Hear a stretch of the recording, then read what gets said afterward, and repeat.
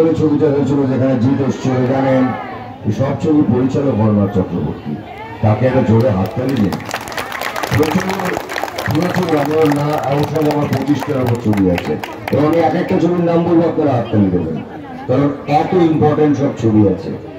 আপনারা বাংলা সিনেমা দেখেন, ভালোবাসেন, তার জন্য আমরা এত বছর কাজ করে যেতে পেরেছি। Thank you so much. না না না, থ্যাংক ইউ সো মাচ। ছোট ভাই, হ্যাঁ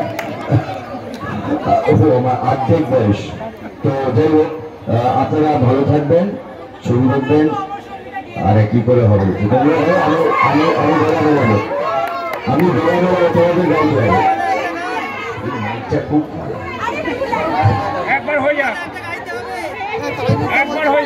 এত কাছে রয়েছে তুমি, আর কাছে তোমাকে যে চাই,